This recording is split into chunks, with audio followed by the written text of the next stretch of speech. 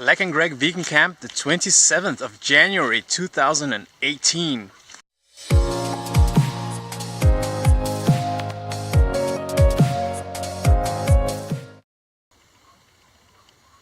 It's the dry season, even though we were lucky to have some rain during the night.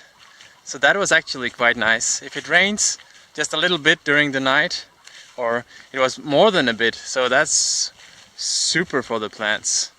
Things are growing and we are going to use a lot more time on watering the plants. Also, the watering of plants is just so intensive when you don't have enough biomass in the land and you don't have enough plants to keep the moisture in the soil. Watering is necessary if you want to grow stuff all year round in Thailand, unless you have like a super duper permaculture design already in place, but it may take some years before that is accomplished here. One of the great things about Thailand is that you can grow things all year round without the need of artificial light or artificial heating or stuff like that. The only artificial thing you need to do is to water, and in time that you won't need to do that as intensively if you just do the right things, and then the nature will just take care of itself. And maybe it's not meant to be that way, that we need to grow things all year round. Maybe it's just the fruit trees all year round, because bananas are producing anyway. None of these bananas that have banana palms have been watered at all, so they do just fine without watering. And also the jackfruits don't need like artificial watering, because they, like old jackfruit trees and papaya over there, they have roots deep down, so they can get the nutrients they need. These flowers are a bit old, but when they're young, they're really nice to put in your steamer and steam those with your pumpkin and tomatoes and other stuff and eat it like a nice vegetable mix. Bamboo Basti banana palm looks like it's surviving, and the next Bamboo Basti palm also shooting a new leaf. The last Bamboo Basti banana palm also has a new leaf. Seem to survive the stress they were put upon. Look at the big difference. Here, no shade at all. And here you can see the weed and everything is growing much more nicely because of the shade of the big plants over here. So if you have vegetation, like, it saves moisture, because it doesn't, when you have shade, you don't have that extreme heat on the soil, and you're able to put much more moisture and keep much more moisture in the soil, and then things just grow by themselves, and it's amazing. And if you don't like the weed, you can just take it or cut it in some way, or just rip it out and just put it under the banana palms so they grow even faster. But I really don't mind the weed here. It's just, it's better to have some weed to take some of the heat from the soil than having a bare soil. So in some cases weeds on the ground are good. Even nobody believes me here in Thailand. You probably cannot see it, but most of these mango trees, they don't have any mangoes. Funny thing that some trees actually have mangoes. I think this tree is the one that has most mangoes, and I don't know if this is true or just something I imagine, but I have been digging holes around here in this area, and actually some of the other mango trees over here also have mangoes. So maybe my digging holes and doing my business, my humanure business has borne fruit.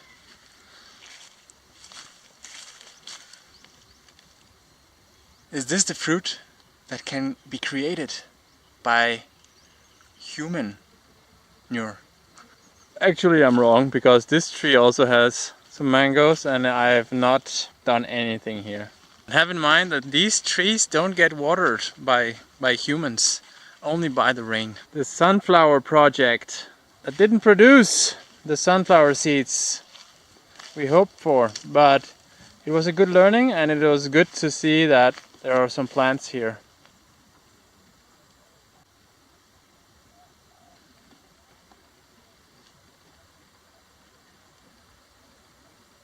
Sometimes my problem is that I don't know if something is a weed or not. There's a plant growing here, but it looks like a Thai vegetable of some kind. And we have this was a date palm that was discarded, but I saved it and planted it here, and now it's alive. Some of the transplanted or I've moved some jackfruit trees from the other area where I had 20 or so. I hope some of these will survive. Remark almost no weed when you use straw mulch. Keeps the moisture in the soil and keeps the weeds down. Sweet potato, zucchini, strawberries, tomatoes, salad, all kinds of niceness. Watermelon.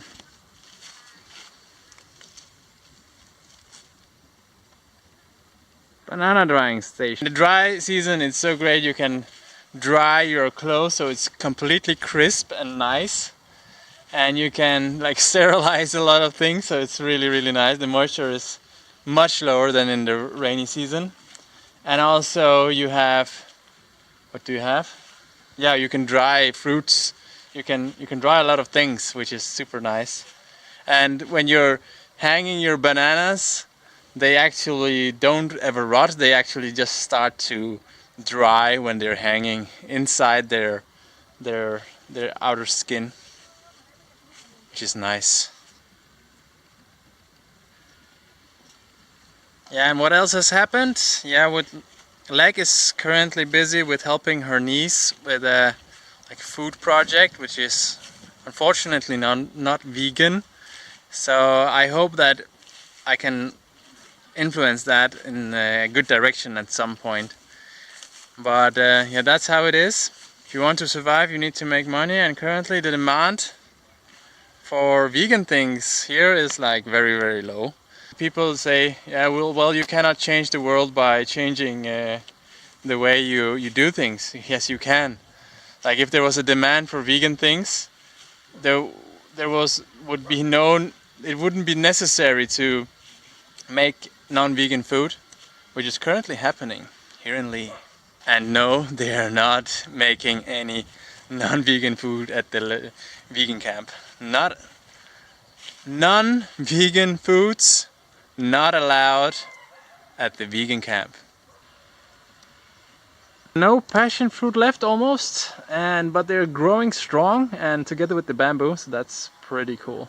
Bamboo tripod I made myself for the water system. The first papaya from seed. And a tiny spider taking care of the bugs.